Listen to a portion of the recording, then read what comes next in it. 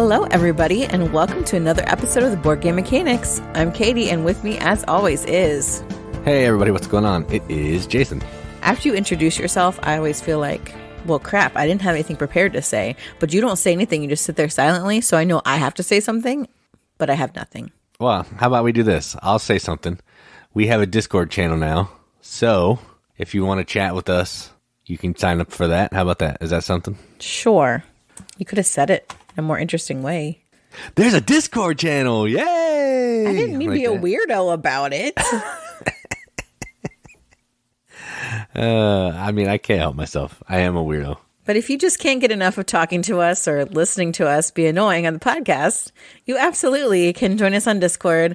I have apparently at some point used Discord, but like most things, I've forgotten, and I'm old and I don't understand technology. So I did somehow get in the Discord chat. Now, if I ever see the chat, if I ever see notifications, if I ever respond, I'm not sure if that's going to happen, but we're there.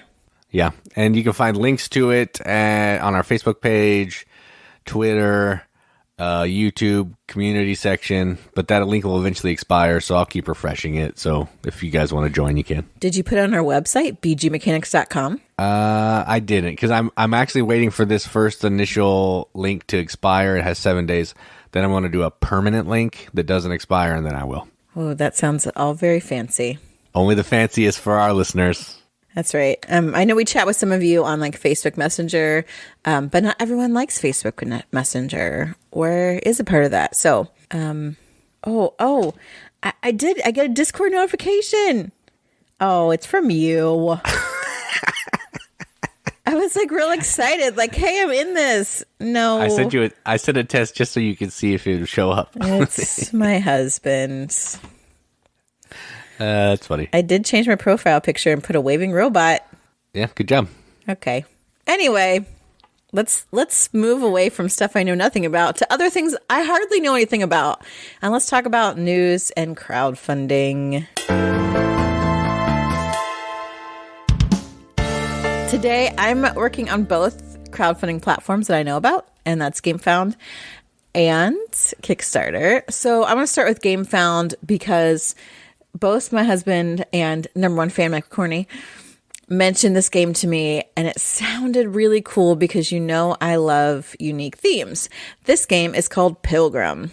And at first I'm like, oh, is it like a John Wayne game? It should be. Or is it... Then I thought, okay, it's not John Wayne. Maybe it's, I'm like Mayflower Pilgrim? No, it's neither.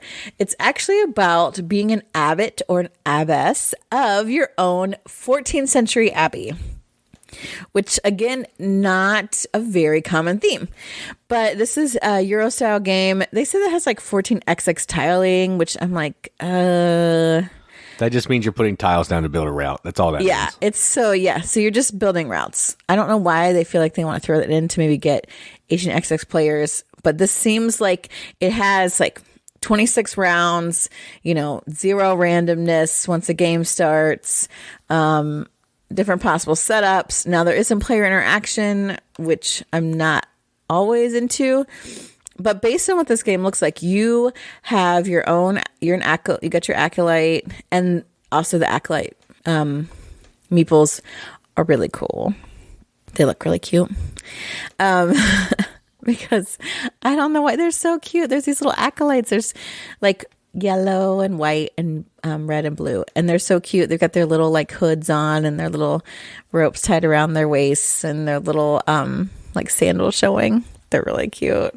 I don't understand why I'm so obsessed with these acolytes, but I do love them. So you've got acolytes that are going out. You're trying to, get like serfs that are going to become acolytes. So like, but you also have serfs that have to like help, keep everything going. Right. You're going out and you're doing like pilgrim trails. There's trade routes. That's kind of the tiling part. So that you can get money, so that you can help get people like to do vocational tasks. You've got people that kind of their duties are changing as some maybe get ordained or they stay working in the area. you're giving money to the poor, you building like annexes, you're trying to like move up on like this piety track, it looks like, going to certain shrines. The artwork is really cool. I think it has like this, I don't know, sort of Renaissance looking box cover almost, but then a lot of the rest of the art reminds me of like a Queen game. Foreshadowing. But it really does. But there's some cool stuff. There's also a solo game mode as well. So lots like worker placement, managing your peeps. It looks like a really cool game. Like, and I love that it's a different theme. Like, okay, I want to make sure the Abbey service. I want to get acolyte numbers because we need to go out and do these things. We got to like visit people. We got to give money to the poor. We got to be really pious. Like all those kind of managing things. And there's like a Mancala movement mechanism. So like that's where your acolytes go across like the different duties that you have, which they don't show that very well on this. Not Kickstarter page, but on this Gamefound page. But also I didn't watch the videos because, gosh, people know me. But Rado does run through this, so I really should have watched Rado's. But this is from Spielworks, which I feel like they have a history of some good stuff. Not that I can name anything by Spielworks, but it seems like that sticks in my brain. Yeah, they have good heavy Euros. I am drawing a blank too because a lot of their games come over from someone else in America. That's true. So because they're a German company, right? Yeah, I believe so. I just think that idea, like England, 14th century, you're working on becoming like a good monastery, like runner. I mean, abbots and abbess, but you're running the abbey. I like that. So if you are interested, my description is bad and you want to actually watch the videos, I would recommend that. Check this out on Gamefound. Pilgrim has 9 days left when this episode drops. And it's in sterling, so it's about $86, which seems, really expensive. Yeah, and I don't know why they keep comparing it to 18XX, because this game looks way too good to be an 18XX game. So I don't even know why they mention that. It just seems dumb. Well, I'm sure they're trying to get all the Euro players and the 18XX players in. I guess. But yeah, $86. This game looked cool. I was interested. Then I saw the price and I was less interested because it doesn't look like it needs to be $86. I know. Even 64 cute acolytes, I don't think results in $86. But no. It still looks really good. So check it out. The next game is on Kickstarter and it's a completely different kind of theme, but one that I don't think has been not done. Like this is kind of something that I've seen a lot more games use this theme. And this game is Ahau, Rulers of Yucatan. So this game looks really kind of interesting. You are like this ruler and Ahau in the Yucatan. And there's like these 3 eras that each represent 20 years, but there's a certain number of rounds in the game. And you're going to take your ruler and you go to like a region. You play it. You have 2 region cards in your hand. You play one to pick your region. And I think the second one like actually works as like your, like which number you want to go, or I'm not sure. It might be your military strength. I don't know. But you have to play 2 cards. They only talk about how one indicates the region. That does not make sense to me. Yeah, it's probably like Xi'an, where you play 2 cards and one is the order in which you can do the action. I thought that because I also saw a quote from Rada that was like that. But actually it says when you do, like the gameplay is if you choose a region as somebody else, you fight them to see who goes there. And you have like a military strength. I'm assuming there's a track for that. And then also, your military strength is equal to the number on the right-hand region card.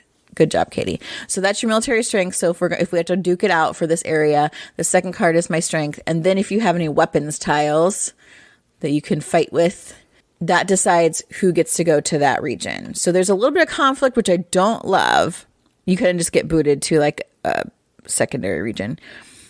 But then once you get into a region, you can do many things in there. So you can pick up a pyramid tile, which you're kind of building these pyramids, like stuff on these pyramids to help score you points. then you have work, like once you have your ruler in a region, you've got other little meeple workers that can go to the spaces, the cities that are in that region. And there you can, like you get resources, like you produce there. You also then can summon like the god that matches the city where your worker is, and they have special actions. So if you have that kind of tile, then you can build on your little pyramid type thing to get points that way. Like a lot of really interesting things going on here. Also really cool art. Another thing I thought was really interesting is that they worked with an expert, like a Mayan, I believe it's Mayan. Gosh, now I'm going to screw it up. Yes. They worked with a Mayan expert to make sure this game actively like reflected the culture, the Mayan civilization. The illustration matches like historical events in Mayan history. Like, so all those people that want to get like jump on projects about them being racist or whitewashing or whatever, without any actual knowledge. This one, they really went out of their way to make sure that this game reflected the culture it's representing, which I think is really cool. I'm glad they went the extra mile. I don't think it really took that much effort, but maybe not, to find a Mayan expert. There's these really cool like pyramid temples that are kind of built up in there. Like it has a lot of neat production, a lot of great artwork. It just looks like a really fun game where you're kind of moving around trying to be the best ruler than in the Yucatan. So if that interests you, if you like those games that are set kind of in the Yucatan, whether Mayan, Incan, Aztec, I would check this out. It's got difficulty levels for solo as well, which I think is always a cool idea that they consider that. You can also, I think, try it out right now on probably Tabletopia or Tabletop Simulator. On Tabletop Simulator. So if that interests you at all, this is Ahau, Rulers of Yucatan. There's 7 days left on this Kickstarter, and it's $65, which compared to Pilgrim seems fairly reasonable. Yeah, I really like that card mechanism. I don't know if I've seen a lot of games do it other than Xi'an, but apparently it's really cool. Rado said a game that we don't play does it. A game that everybody knows but us. What is the name of that game? Come on, Katie, use your brain. It's not the Jaws of the Lion, but the real version. Oh, Gloomhaven. Gloomhaven. So it's a Gloomhaven-esque initiative system he mentions. I gotcha. Yeah, we do need to play Jaws of the Lion eventually. I think it could be cool. Yes, but how it's got this really great like Euro stuff, and there's a little bit of conflict. Even Care Bear Rado said it wasn't too cutthroat, because even if you lose in a confrontation, you're still able to do some stuff. I don't know what that is because I didn't go into it and I didn't watch Rado's video, but it does look like a really neat game about Mayan civilization. So check out Ahau. Yeah, sounds cool. And my last one is adorable, but when I first saw it, I thought, oh, this is just like Everdell, but it's not. And the game is called Deeproot Dwellers, from a guy who's like from Cincinnati. I just now saw that. Kevin Wilhelm. I was going to say, is it PDB? It is not PDB. I forget. I don't know. He said it has 2 games that he's made. He lives in Chicago now, but... That's like Cincinnati adjacent. It's fine. But he was raised in Cincinnati. So the game is Deeproot Dwellers. And like Everdell, it's about an adorable city filled with anthropomorphic animals. And they're so cute. Like the artwork on this is boss, right? But the game is a deck builder with a board. So it's like deck builder worker placement. But you use your cards to place your workers. So you have this adorable little town. The king is coming to visit your town, so you got to make sure it is nice. There are 10 rounds in this, and you play, I believe, 5 cards each round. So you really have to choose what you do wisely. And the way you do that is you place the cards that you draw out of your deck onto different areas of the board. Each little animal has different skills. In some ways, it looks like scavengers, Arctic scavengers, where like maybe they're really good at planting, or they're not so good at planting, but they really help you recruit people. And then they also have a power on the card. So you can play the cards to, plant and use their planting ability. You can recruit more people for or animals, I guess not people, for your deck. You can go to the mine and collect golds. You can explore, and that actually really earns you like bonuses. It's like a track almost when you explore, which I think is interesting. You can garden, so you can put flowers and statues onto like a personal player board to make it look nice, and you can score kind of set collection that way. And then each round has a season card, and the season card is like really interesting. And some of your cards, your little animals, work well during certain seasons, and you play your cards there to score, like maybe it's a certain number of points based on what kind of like skill you have, or it can, I don't know, give you research. Like it's different things, so that it also helps you count the seasons as well, because there's 10 of those season cards. Or there's an area where you can just play the card, and the ability that card has, you can just use that instead of playing it in a certain area. You have your own recruitment cards. Each person does. It's in a way that like Don't Turn Your Back does, where we all have the same cards, but they can come out in different arrangements, which I like that about Don't Turn Your Back. But this is not creepy like Don't Turn Your Back, because it's these adorable like little moles and frogs, and I don't know what that is, a fox, and they're just so cute. Unfortunately, I don't know if this is going to fund, which sucks because it looks adorable. Like it looks like it would be a fun game. I love deck builders. I like when you combine a deck builder with a board. I think this seems pretty unique. I think part of it is that it is so cute, but then you just, when you play your cards, you just lay them on these squares on the board. As opposed to like Everdell, where it's like the artwork is integrated with where you're placing your workers. So I really hope it funds, though. There's still some time. Though. There's 13 days left on Deeproot Dwellers. If you like deck building, if you like deck builders with a board, if you like adorable animals in a game, if you like, set collection, like there's a lot of things that are cute and good and going on with this game. Check it out. Deeproot Dwellers. There's 13 days left on that Kickstarter when this episode drops. $45. Yeah, I was looking this up when you were talking. The art is cute. I think part of the reason that he's not funding is he wants $40,000 for a deck builder, and he's only done one other small game. That kind of turns people off sometimes. So, I mean, the gameplay is probably really good. Deck builder, you can't really go wrong there, but the price point might be a little, he might need to revisit that. Maybe you're right. I don't know about the business part of it, but those are the crowdfunding news things that I have for this week.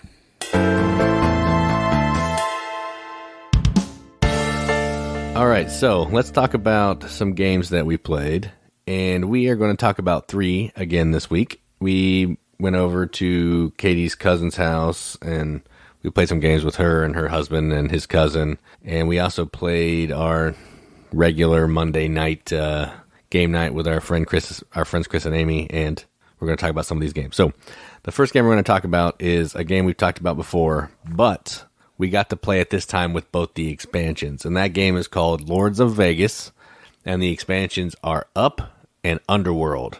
So we've gone over Lords of Vegas before. This is a game where you're getting plots off the Vegas Strip, and you're building casinos, and you're trying to then have the highest die in those casinos. You may merge with other people's casinos to make them more valuable in points and money. But what Up does is, instead of sprawling out, meaning, side by side in like 3x3 grids or whatever, you can go up and you can build additional platforms per the number of players. So if you're playing a 5-player game, you could have a level 1 casino, but you could stack it 5 tiles high. So you'd eventually have a level 6 casino, and it's only taking up 1 square on the board. Now, it's not cheap. It's going to cost you $15 million per square, or per up tile that you're using, but it's going to add up points pretty quickly if that hotel hits, or casino hits. I keep calling them hotels, I don't know why. And Underworld is this extra deck of cards that gets put on this little sideboard, and at the beginning of your turn, you're going to flip one of these cards, and it's going to be some kind of way to break the rules of the game, score additional points, give you some kind of extra powers in the game. And that's another action you can take is you can spend money. Each of the card has a cost. You can spend money that you have to buy this card to either score points immediately, score points at the end of the game, get some crazy power like re-rolling some dice for free or using an extra tile so you have more options that other people don't have, all that kind of thing. So same base game, a few additional actions, but the additional actions, I think, just jazz it up a little bit and give you more stuff to think about on your turn. So what do you think about Lords of Vegas with both the expansions? I mean, I like this game a lot, always. But I think the expansions were cool because sometimes you get a turn, you're like, gosh, I've got a little bit of money, but not enough to do anything with as far as a casino or whatever. I'm hoping for my cards to hit. Having these Underworld cards that really can do some powerful things, I think, are awesome, especially the ones that just give you outright points, because points can be... I won the game from that. I know, I'm still ticked about it. I lost by 2 because of that. And I was going to buy that card too on my turn. You ruined everything. But for me, I love like in-game goals and like points that come out of nowhere at the end that I've been working on through the whole game. That's how I like to win games. So I like having that because sometimes, man, like the dice rolls aren't working for me. My casinos aren't, getting paid out. So I like that there's another option to kind of supplement that in a game that's obviously very luck driven. So I think this is good. I also like the idea of where you can build up, because occasionally I'll be like, "Ooh, look at me with my one casino," or maybe I can manage to get a 2. And then I'm like, "Yeah." But after a while, that 2 casino can only get you so far. And sprawling makes me nervous, and it's really expensive. And I may not be able to get the properties next to me, or they may be like eaten up, or I might not be able to get additional colors in the casino that I've already built. So the idea that I can build up and be able to generate those bigger point values as the game goes on, I think is really awesome. I just think it makes a good game better. The base game, obviously, absolutely wonderful. I love it. But these 2 expansions make me feel like I could maybe have more of a chance the more times we play it. So I thought it was really great. Yeah, I like the up part. It's super expensive to build those extra tiles, but not really. Not compared to like, I'm going to sprawl and take over this next move because I need to get a 3 casino or a 4 casino. Well, that's true. Yeah, like I had a level 1 casino, and I just kept it at a 1, and then I just built up, and I turned it into a level 3, which was pretty cool. So it's just taking up one little section of the board, and it was a level 3, which was pretty awesome. So I do like it. It's just, when you have a level 1 casino, though, you're getting $4 million, up to $6 million. That's it. And an up tile costs you $15 million. So you're trying to figure out other ways to get money, which is crazy. But the Underworld cards, I love that stuff. Random stuff that just comes in and breaks the game and just gives you these crazy powers that you can use once and then they're gone. Or a power that you can always have where you can re-roll dice for free, which is insane. Not all of them, just the really bad low ones. Still, it's still cool. It was cool. Like, so yeah, I like both the expansions. I love this game. And now that I've played it with the expansions, I'll probably never play it without, because it's just... It doesn't add a ton to teaching it, really. True. And it makes the gameplay just a few more things you can do on your turn, which is cool. Yeah. All right, so the next game we're going to talk about is a game that's, I don't know, it's been out for a few years, I think. It's not as old as Lords of Vegas. But this is from Renegade Games. I'm not sure who the designer is, but the game is called Pie Town. And this game kind of came and went. It was one of Sam Healy's favorite games for 5 minutes. And then he stopped talking about it. But what this game is you are a different baker. You have a character, and you have a player board in front of you, and you're running, I guess, a bakery. Yes, kind of. Bakery. And the way that works is you have 4 dice, and each of the dice are just valued 1 through 6. They have images too, but that is irrelevant. They're just 1 through 6. And on your turn, you're going to use one of your available dice to go do something. So you can send it to your own player board, and you can upgrade your kitchen, you can bake some pies, you can hire more workers, but some of the actions are going to either increase the value of your die or decrease the value of your die. So if you're going to hire a worker, you're going to lose some influence on that die because HR stinks and no one wants to do that.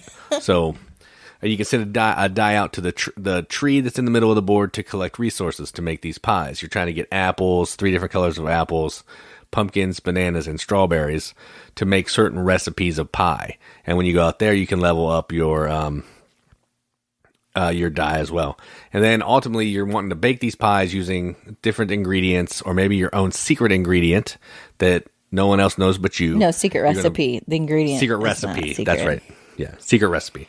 Then you're going to send. You're going to bake the pies. You're going to score some points for baking the pies, and you're going to send them out to this board that's in the center of the table, and you're going to score points if someone goes to that space and sells pies.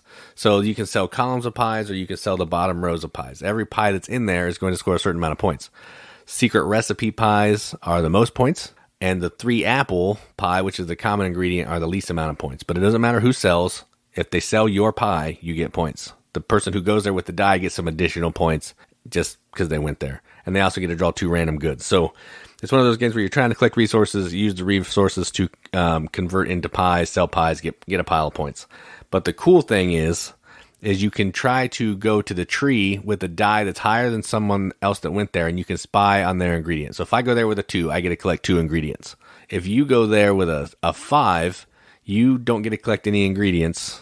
Yes, you do. You do get to collect ingredients. You won't get to level up your person, but you'll get a look at the person's secret ingredients based on the difference of the dice between the 2. So if I had a 2, Katie had a 5, she would get a look at all 3 of my secret ingredients in my box, so she knows what my secret recipe is.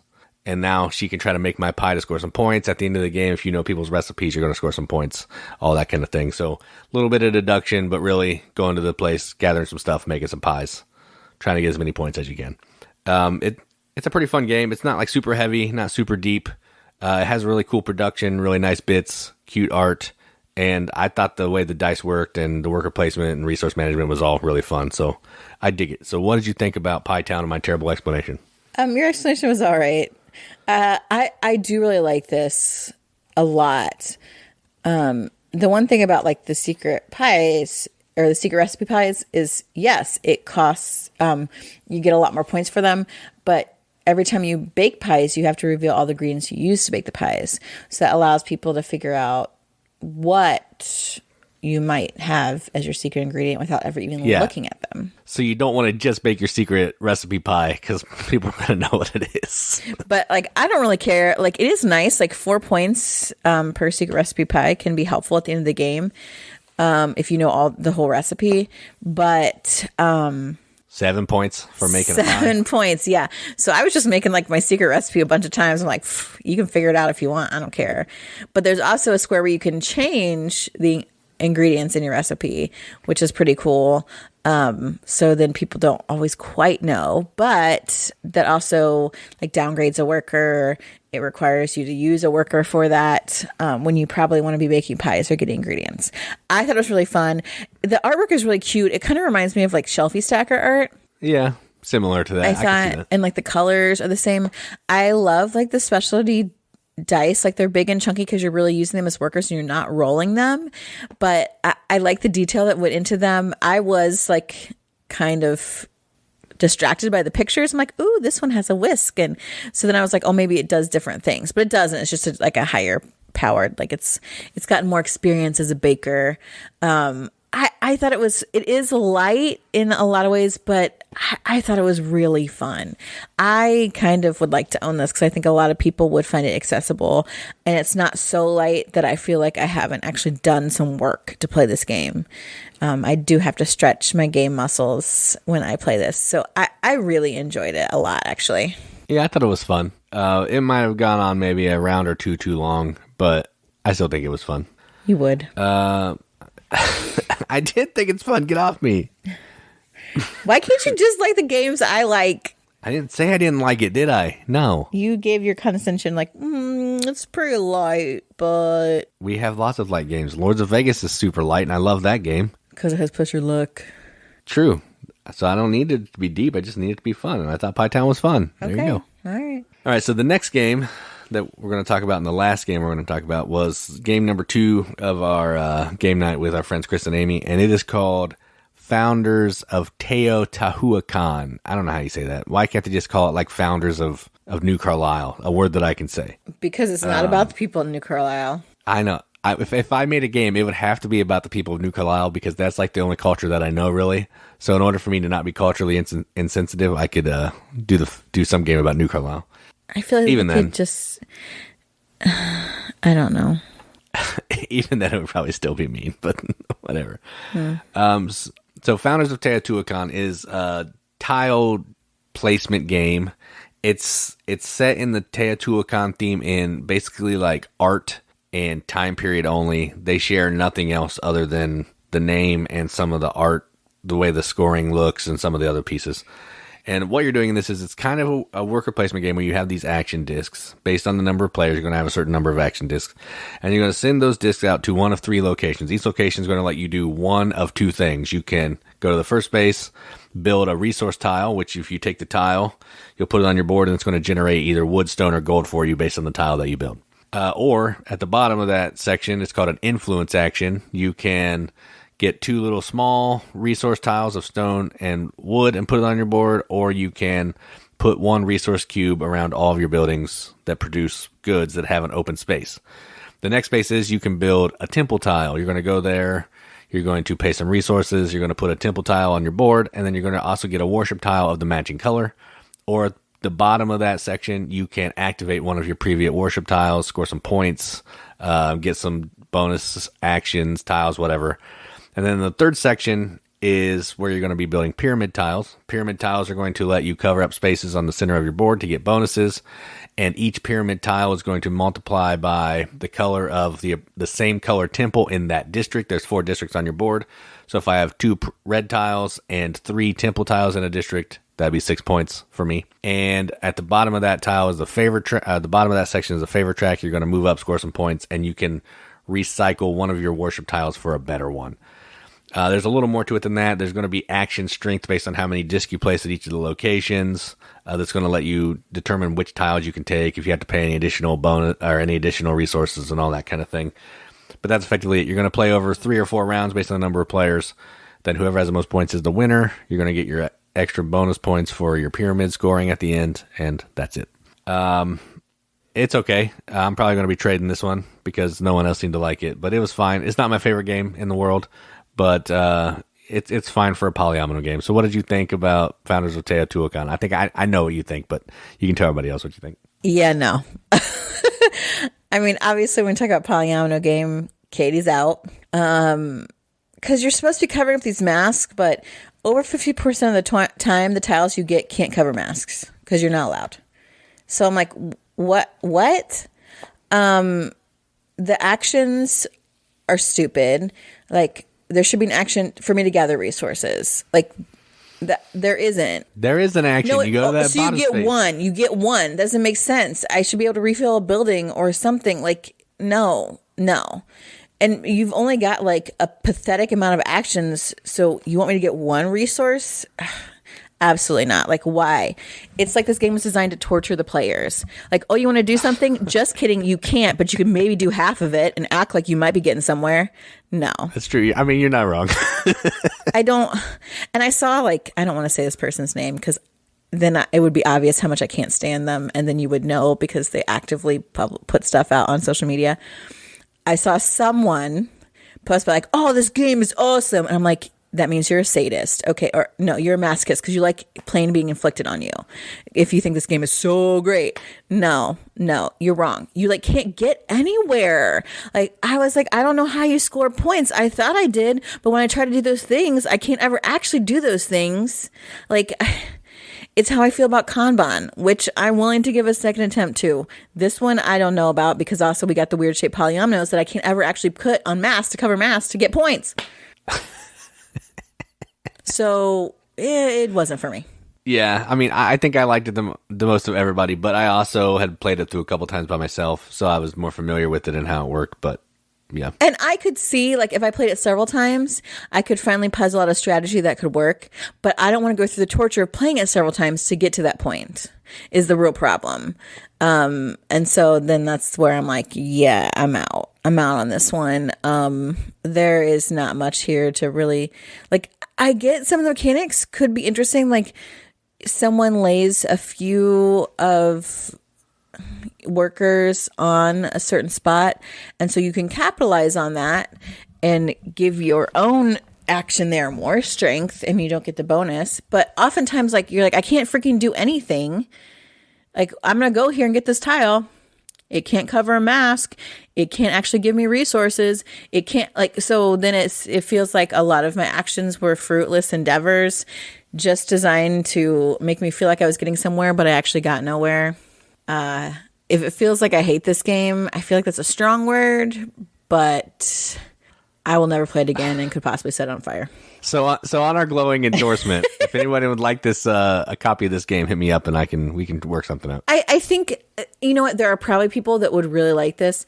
They are obviously smarter than me. And you know what, that's a lot of people, because I realize on the regular that I don't understand games a lot of times. I don't remember games even more, nor their designers or publishers. So I think there are people out there that might like this game.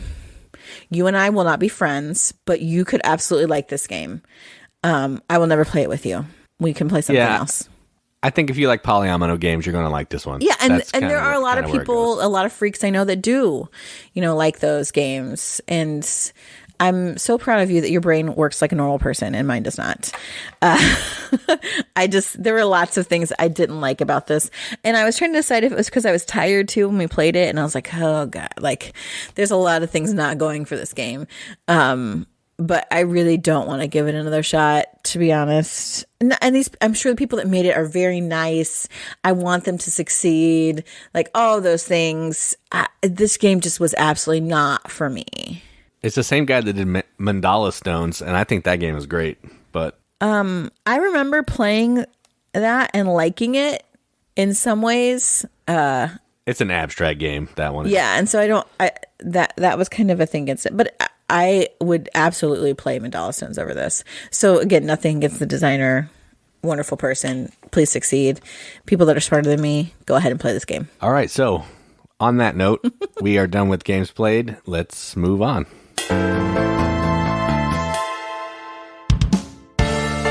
All right, so last week we talked about a publisher that we have quite a few games from. Stonemaier Games. Shout out to Jamie. So we wanted to kind of continue that because I know there are lots of podcasts will focus on one game and somehow spend an entire hour or however long the podcast is talking about one game. We can't do that. That's just not our style. That's just not how we roll.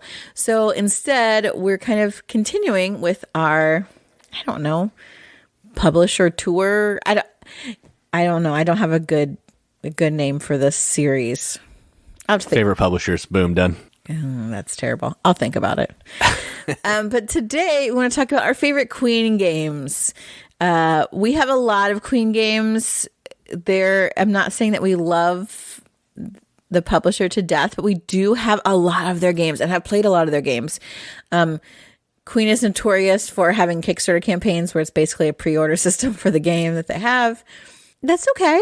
And then they throw it on Amazon later for like $15. Yeah. That is another reason why we have lots of Queen games. We can get them on sale. We, again, are super bargain hunters and you can find them. I think part of that is because Queen doesn't seem to invest a lot of money in their artwork. Or any. Yeah. So a lot of their games are real ugly. Real ugly. But we go for that here. That's something that's attractive to us, which is why we have a lot of Queen games. So we're going to count down. We actually have a top 9. We have more Queen games than this. I just haven't played them, but Jason has. So I'll let him take the honorable mention section later. But I want to start at the top with a game that is notorious in some ways. And our number 9 for our favorite countdown of Queen games is Kingdom Builder. What to say about Kingdom Builder? Like, this game, I think it sucks. That's what we say. Move on. Well, it's not that bad of a game.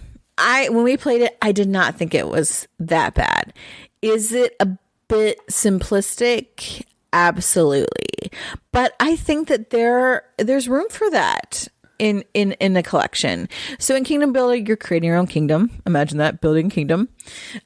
Using cards to place settlements in different areas of terrain.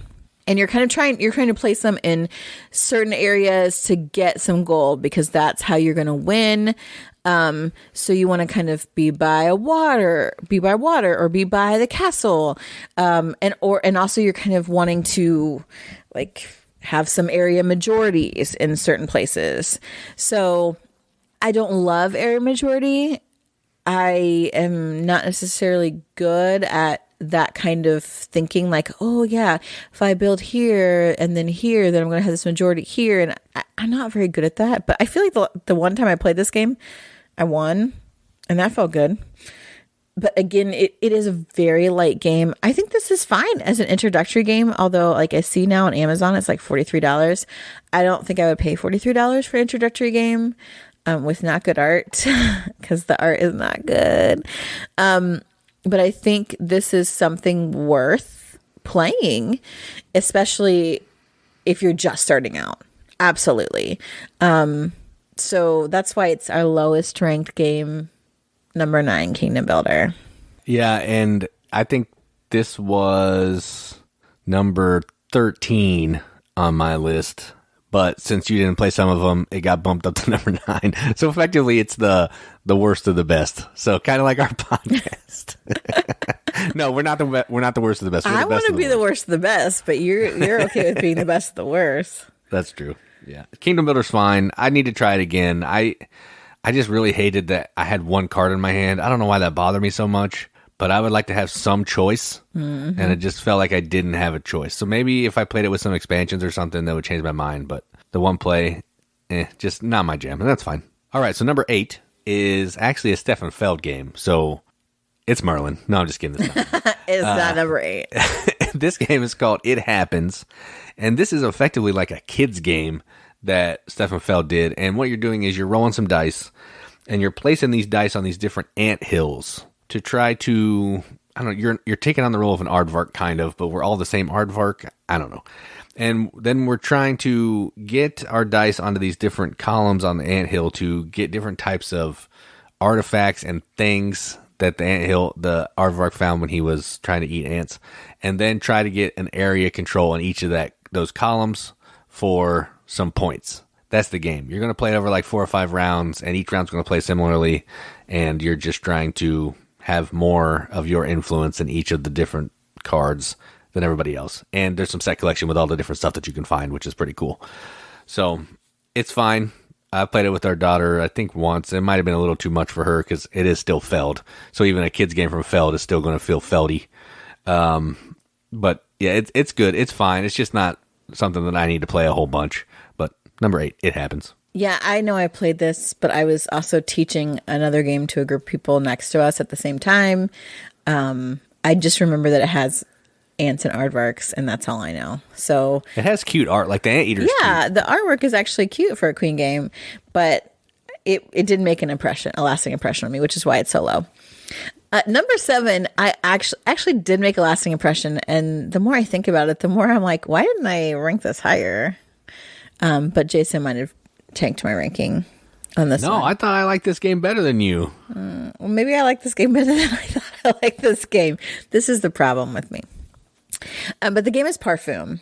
Again, Parfum has hideous artwork, but I think the theme is so cool. So you are perfume makers, and you are using dice to get different notes of fragrance to design different perfumes. And like, you have to have successful rolls because you could also maybe have a fly in the ointment that may ruin the distillation process. But you're rolling them to complete these different recipes for different perfume that you can then sell to patrons that want certain like types of scents. And like, it's got like a really neat kind of turn order mechanism that says how many dice like you get to roll on your turn, like things to pull out of the bag. I think it's really fun. I like the unique theme. I like that there are just lots of these colored dice that you get to roll, depending on what you draw and what you're allowed to roll. There is even like water droplets that you can use to kind of mitigate some of that dice rolling, which I always like when you can kind of mitigate the luck. And I think that makes it for like a more fun kind of competitive game. I really like Parfum, and it probably should be higher now that I look at it. Do we have an expansion for this? We did. It just added some extra dice, but someone wanted to buy it from me, so I sold it to him for like $30. Oh, well, I guess we don't. But we have Parfum still. But yeah, it is a really good game with like a fun, unique theme. The artwork's ugly, but there's some good kind of dice chucking type set collection stuff that I think makes this a fun, not super, deep game, but a good game. So our number 7 is Parfum. Yeah, I sold that expansion because last I heard you didn't like this game. So I was like, I'm never going to play it again. Might as well make some money off of it. So that's what happened there. Maybe I just have like some nostalgia as I'm looking at this, like, oh yeah, Parfum. Yeah, that game. I remember that time in my life. It's possible. Yeah, so I like this game. It's effectively just dice rolling, getting dice to match some perfume bottles. But outside of that, I mean, that's all it is. It might go on a little too long, but I like it. All right, so number 6 is one of the, I don't know, this is like, I think I won the Spiel or something. It's a staple. People still buy and still play this game. They put out like 92 big box editions of it. And this game is called Alhambra. There's a dice version, there's a card version, there's a version called New York, all effectively based off of this game. And effectively what this game is it is a game where you are... I've only played this a couple times, so let me see if I can remember. You're buying different tiles, and you have to use correct change if you aren't using expansions because you don't get money back. Right. And then you're putting these tiles down in front of you to build your Alhambra. They're all going around this fountain, and you're trying to make this wall that's continual, so you get a bunch of points. If you can get certain colors of buildings down in your Alhambra, you're going to score some points as well. I don't remember that, but I know you're buying a tile and you're building the wall. Because I focus on that stupid wall so much, I don't actually remember what else you're supposed to be doing. But there is a wall and there's a fountain and some colors of tiles. And whoever has the most points, like every good game, is the winner. It's a really, this is a gateway game that a lot of people use because it's easy to teach, it's easy to play. If you can collect money and spend money and put a tile down, you can play this game. That's effectively the game. It's not my favorite game in the world. I think I ranked it lower than Katie did, but it's fun and I'll play it if somebody wanted to play it. It's not one that we own. This is one of the few of the ones on our list that we don't actually own. So, and Kingdom Builder because woof, but we don't own Kingdom Builder and we don't own Alhambra, but I wouldn't turn it down if somebody wanted to play it. So that's number 6. Yeah, I've only played it once. I probably should have ranked Parfum higher than this one. But I kind of like this one. For some reason, I refuse to call it Alhambra. I can only sing Rock the Casbah every time I play this game. I don't know why. I could not get that out of my head the whole time we played. Rocking the Casbah? Yeah, because I feel like this Alhambra is like a Casbah. I don't know. I don't ask me how my brain works. It doesn't. We've established I don't ask you that. But I think the different types of tiles that you're playing as you're kind of laying out this Alhambra, I do like that. The idea of trying to get the most bang for your buck because you don't get change. Yeah, it's a nice little game. I probably should have ranked Parfum higher than this. Whoops, my bad. Yeah, it's fine. I mean, it's our list. We can just pretend like you had it rated real high and I had it rated real low. There yeah, I mean, Alhambra, gosh, why don't we own this? The big box, man. What's wrong with you? It was Katie's number 1 and my number 14, so that's why it's number 6. All right, so the next game is one I actually did rate pretty high because I really like this game. I've played it a couple times. I'd like to play it more, but it takes 3, and not everybody wants to play the ugly games that we like to play, so that's why we don't play it. True. And that game is called Neptune. No E, so Neptun. And this is a game about traveling around... the Mediterranean. The Mediterranean, yes. So you're traveling around the Mediterranean, and you're going to be trading with different cities in that Mediterranean. Imagine that. The way that the game works is, on your turn, you're going to draft a stack of cards. There's going to be number of columns plus 1, I think. So if you're playing a 4-player game, you're going to have 5 columns out there. And each of the columns is going to have a card for wind speed, which is a card you're going to be playing on your turn. It's going to have a good, and it's going to have a location that you have to deliver that good to. So the way that you're going to be drafting 5 different columns of cards because you're trying to build a route on your little tableau in front of you where you can deliver to each of these different locations in order. So the first column I take, if I think, man, I don't want to deliver that first, I can put it down on space number 4 of my board. But then I have to make sure that any other stuff that comes up on the drafting part, I'm going to be able to slot into the either after that or before that, so my route traveling through the water makes sense, because I want to deliver them in order. If you go out of order, you can't do that, you lose. You have 5 to 7 delivery turns to try to deliver these things in order. Then you're going to score points based on what your card gives you if you make it to the location. Whoever has the highest value, or whoever's disc is the farthest around each of these different colors of cities. There's like 6 buildings on there. Each city represents one of the colors. And whoever's the farthest around each of these buildings is going to score some extra points. When you play a card down for action, it's going to tell you how far you can move. It's also going to affect the wind power, which could make you move farther or less for the round, which is tricky. So it's a really cool, interesting card game, and some traveling around on a boat and trying to deliver things in a proper order. So a programming game, a drafting programming game, kind of. And I really like it. So I don't remember where you rated it, but must have been not terribly low because it's number 5. So Neptune, number 5. No, because I think I've only played this one time, and I've watched you play like a game or two more of it. I didn't remember it as a drafting game. I specifically remembered it as programming and like sort of pick up and deliver, like maybe like contract fulfillment more so. But I think the programming aspect is really interesting as far as like the wind speeds and where you can get. And it is kind of tricky because that programming element, like if you get it screwed up, like you really can't fulfill stuff. And then you're kind of sunk, no pun intended. But again, I kind of like trading in the Mediterranean. So I think this is a pretty good game, and I would like to play it more because I myself haven't played it as much as you have. Yeah, and I've played some of it three-handed solo just because I wanted to play it too, but I didn't count those in this. But sometimes I'll just play a game because I want to play it. But yeah, it's good. The next game on our list is one that I really enjoy, and I think it's not in the top 3 because Jason ranked it lower than I did. But that game is Fresco. Fresco is a really neat game. It's also kind of programming because you're programming what you're going to do during your day. It has that kind of thing that you also see in viticulture as a reference to last week, where you pick what time you're going to get up. If you go earlier, you get access to certain worker placement spaces before. Well, I guess you don't because you fire off your programmed actions first, but like that may allow you to get to the market earlier to get the certain colors of paint before other people.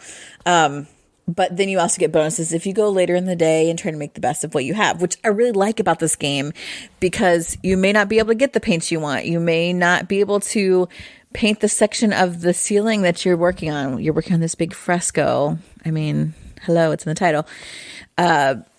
So you just got to make the best with what you have. Like, okay, well, these are the colors I have. That space was taken. What's the next best thing?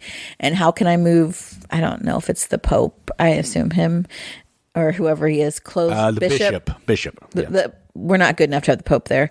The Bishop moves he's around. not going to be looking at a painting. I know. He's out running around the Pope mobile. But the Bishop comes, and if he's near, you get extra points. So, like, really trying to work with all those different things, I think is really cool. Certain actions fire off in a certain order. So like mixing colors comes after painting. So there's a lot of thinking ahead, planning out your, not only this turn, but future turns. And then like hoping that the people don't jack it up. The colors that you get are these cubes, and there are different sizes of cubes, I think based on like how rare the color is, which I think is really crazy and interesting. But I really like this kind of art themed game. Again, for being an art themed game, it's the art on the game is ugly, but the game itself is really fun. We have an expansion for this one, I think, right? Yeah, we have the actual portraits. Well, that came in the base box. So we have the base box that has 3 little mini expansions, and then for like a miniature market Black Friday sale, we got something called the Scrolls expansion. It was like $3, and it's just going to add like contracts of where you need to paint and that kind of thing. Yeah, so those I think are really neat because if you can't really paint the ceiling, you can also paint these portraits.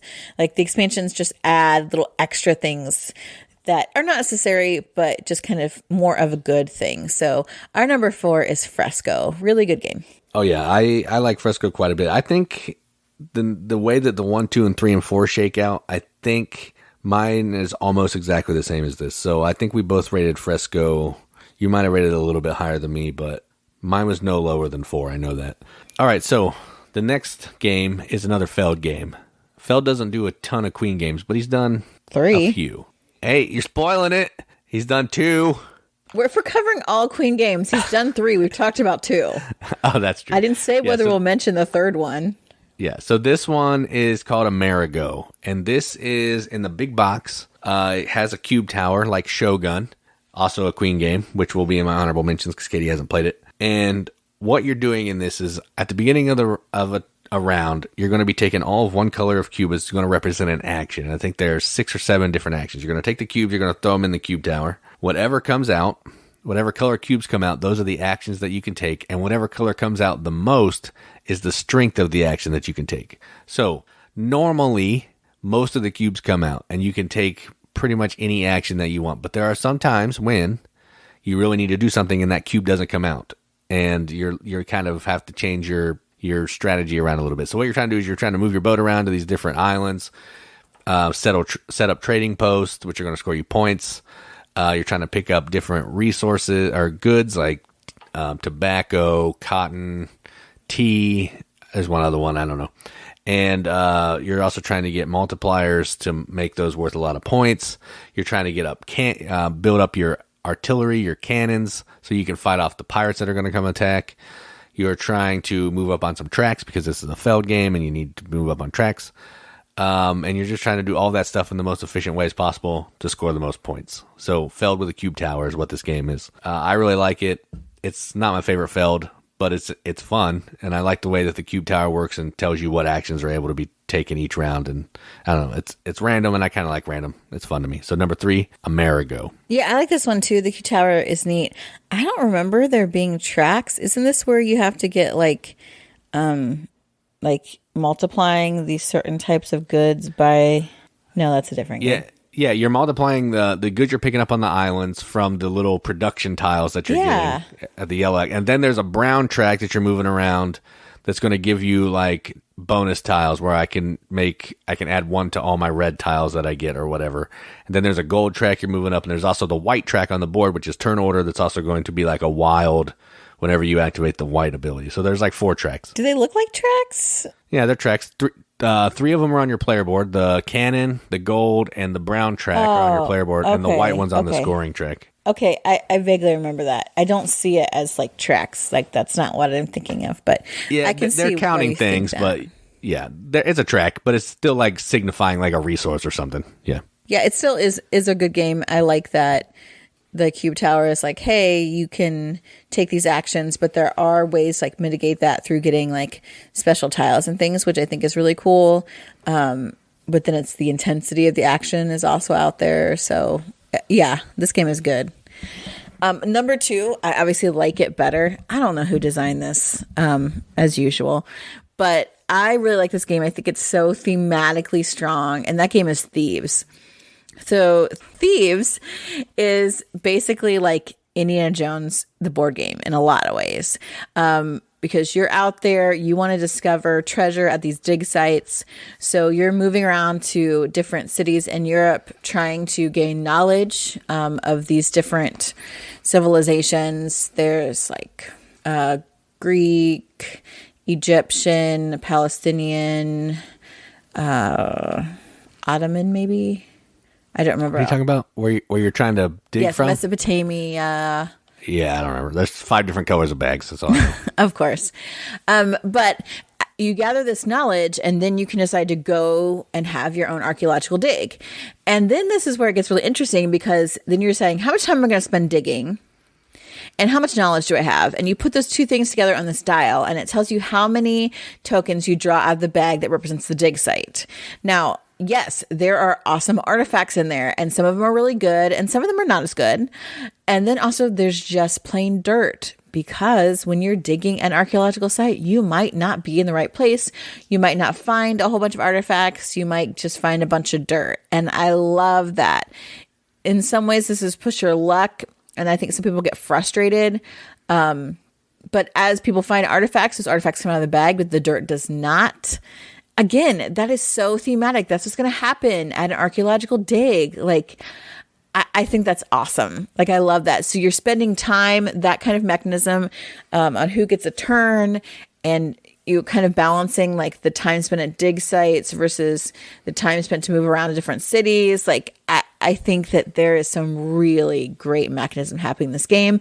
And also, I love the theme. I think that's great. You can also do some set collection pieces to get some points.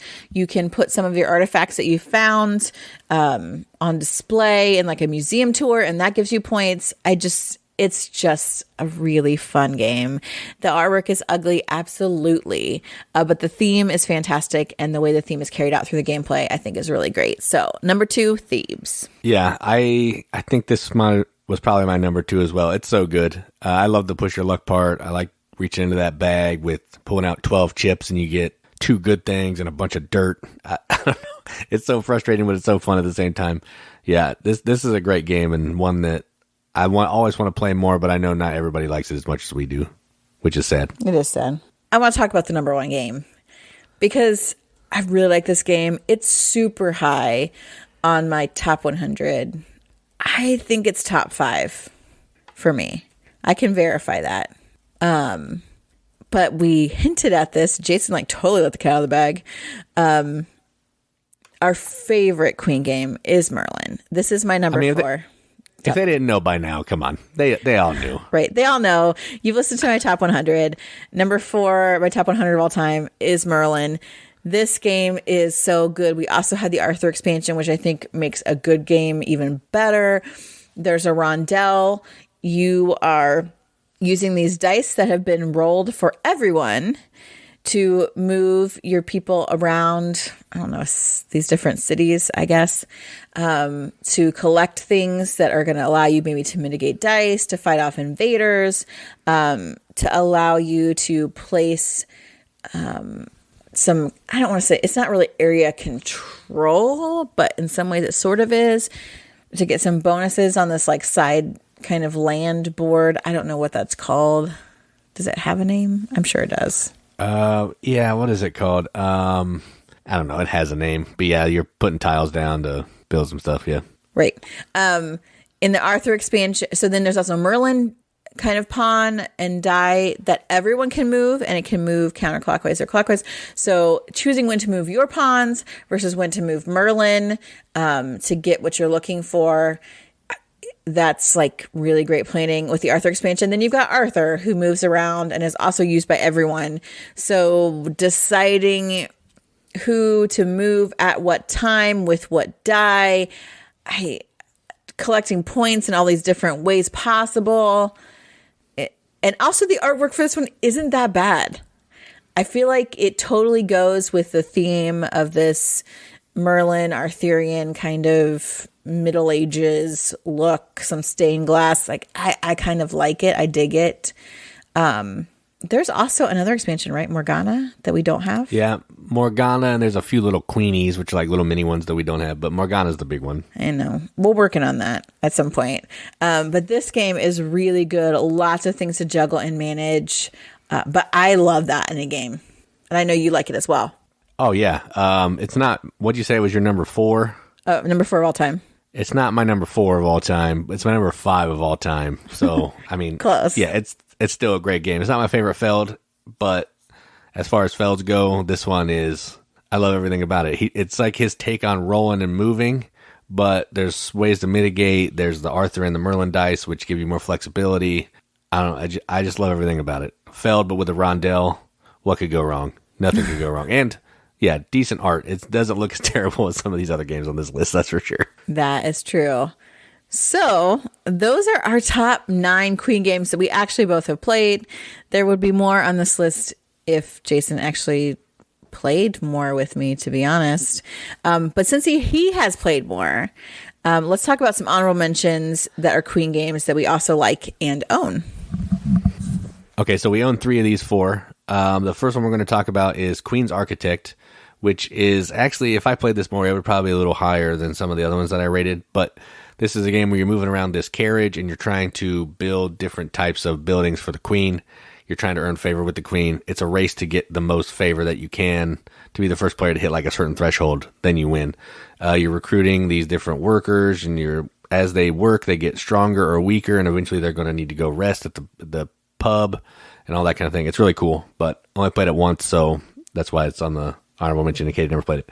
Next one is Shogun, which is a reimplementation of Wallenstein, but this one's in Japan, so that's clearly better than Germany. Word. This also has a cube tower. It's like Risk, kind of a Euro-y version of Risk, but the cube tower is going to represent like some of the combat resolution when you're fighting.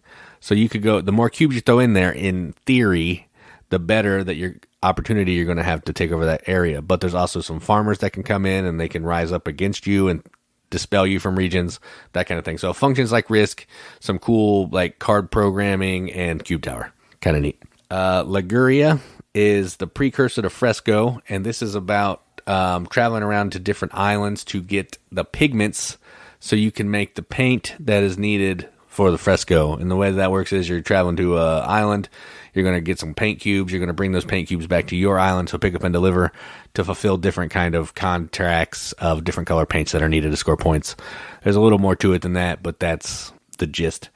And then the last one is Escape, the Curse of the Temple. I think that's the subtitle. I'm not sure. And this is a real-time dice rolling game where you're playing for 10 minutes and you're trying to go into this temple, get all these crystals out, and make it out before the time is up. You might have to help some other people by rolling some different die faces, because as you're rolling, you're going to get some cursed masks die faces, and your dice are going to be locked. People need to help you to get your dice unlocked, or you're going to be stuck in the temple and everybody's going to lose. It's stressful. It has a creepy soundtrack, but all it is rolling dice. Rolling dice, moving your little person, grabbing some gems, and then rolling your dice again. That's it. But that's the one we don't own, but I played it a couple times. I don't know where Katie was, but I played that a couple times. So those are the honorable mentions. Yeah, I don't know where I was on any of those. We have talked about Shogun before, and you said, oh, I think you'd like it, but I don't know why, because I definitely don't think I'd ever like Risk. So yeah, the more I think about it, I don't think that would be one that you'd ever want to play, which is why I haven't played that one with you. I played it with Brandon and Chris. But Queen's Architect and Liguria, I feel like, should to be on my to-be-played list on the board of eligibility, which hasn't been updated in quite some time. Yeah, it is up there, I believe. I do need to update it. So we clearly like Queen games. I mean, ugly art, they go on sale frequently. I mean, what's not to love? So what about you guys? Do you like Queen games? Have you played Queen games? Would you like to play Queen games? Tell us about it. We've got so many ways for you to communicate with us. Why aren't you? So find us on Facebook. There's our Facebook group, #TheRiveted. There's always great conversation happening there about games, asking for recommendations, talking about games, all that wonderful. Also, our Instagram, showing pictures of what you're playing, what's out there. The Twitter, I know we've got some good diehard Twitter followers. I don't understand the Twitters, but Jason does, so he's all over that. YouTube, as always, that's popping for us because Jason's always putting out video content. We also have a couple blogs out there on our website, bgmechanics.com. I've written one. I'm looking for inspiration for my second blog. So if you've got ideas, let me know. Slip into my DMs and tell me.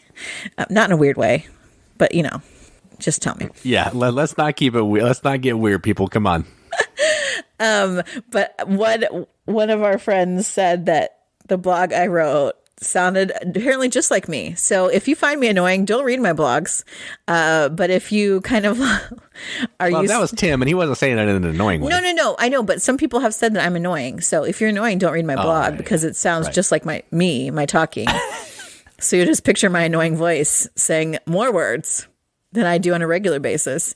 But if you like that sort of thing, if you like written reviews, I would like to do more of that because writing is a medium that is kind of my natural habitat, and I don't have to worry about how I look like I do in videos. So please send some suggestions for written reviews that you want to see. We obviously are not super new hotness people. So if you're looking for the new hotness, I'm probably not going to review that because we don't have it. But if we've talked about a game and you know we do have it, or we know we've played it, I would be happy to do a written review. So send me those in all of the different manners of communication we have, as well as our new Discord chat. So if you like to use Discord, if you know about that, understand that, I'm trying, man. I'm trying. Tell me there, or direct message us in any of those other ways. We love hearing from you guys, responding, trying to give you the content that you want. Again, we don't do this for the money because we don't get any. We do it for cheaper games, going to cons and meeting all of you guys. We love to talk about games. We love to play games. That's why we're here. So hit us up. Yeah, and I'm just going to put this PSA out at the end. If there's any issues with the podcast loading to Apple Podcast again, please let me know. I think it's sorted out, but I want to make sure that it's not an ongoing issue and we have to beat up iTunes. But just let me know, if you would, please. Yep. We're trying to get everything out to you. Jason's man versus machine, trying to get that stuff out to work. So I had to call in the big gun last time. I got Joel Kratzer involved. Watch out. Yeah, he's the big gun. Who knew, right? All right. Well, I think that's all we have for today's episode. This kind of went on long because I like to talk. Yeah, it's fine. Yeah. Maybe Jason will just be like, it's too long. I'm just going to edit out like 30 minutes and just see how it goes. And we only have 3 Queen games now. Done. It's possible. So have a great week, everybody. Will we see them next week? Because next week, yeah, I don't know. We may not have an episode next week. That's a good point. And next week is mine and Jason's 15th wedding anniversary. Can you believe it? He's put up with me for 15 years. Legally binding. It's only felt like 32 I know, long right? years. It seems like we've been together our whole lives. So yeah, if we're not going to have an episode, I'll let everybody know early on in the week. But chances are probably like 95% we're not going to. But yeah, so just expect that we're not. And if something changes, I'll let you know either way. Yeah, maybe we'll try and do something different or put out some different kind of content for you guys. But yeah, we have been legally married for 15 years, and it's been a wonderful 15 years, and we want to celebrate that kind of by ourselves, to be honest. So if you don't hear from us next week, it's not because we're hungover from St. Patrick's Day. It's because we got married on St. Patrick's Day, and we're celebrating that awesome, event. It was a good time for me. You say legally married, like we've been together like 20 years and we've only been married for 15. Well, that's true. I guess like we were pretty conventional. Like we started dating 9 months after we started dating, we got engaged. 6 months later, we got married. So it was a bit of like a whirlwind kind of romance, I suppose, but we have been together longer than 15 years. Katie had to lock down this Adonis of a male specimen here. That's why she was in a rush to get married there. Yeah, I'm sure. More like Jason was like, crap, someone actually picked me. We better marry me before you change your mind. Come on, let's go. Yeah, that's how it went. And you all should celebrate our wedding anniversary, because if we didn't get married, we probably wouldn't have the board game mechanics. Whoa, that's deep. That is deep. We definitely wouldn't have kids. Well, yeah, but I mean, we wouldn't have started like playing games together. Like Joel was my friend and I introduced you to, and that's true. Mistakes were made. Yeah, and here we are. I mean, really. Yeah. Oh my gosh, if you've kept listening this long, you are true fans. I feel like we should put like a code word at the end now. Like if you've listened to our whole weird, ridiculous love story, please comment in any of our social medias, bing bong or whatever. Like, I don't know. Hashtag 15 years. That's what Joe used to do. He'd do the hashtags at the end. Hashtag 15 years. There we go. Hashtag Shamrock Love. I don't know. Ooh, yeah. Hashtag Shamrockin'. Shamrockin'. Oh my gosh, guys, we're totally done. I've been Katie. Yep. And I'm Jason. Keep gaming, everybody. Keep gaming.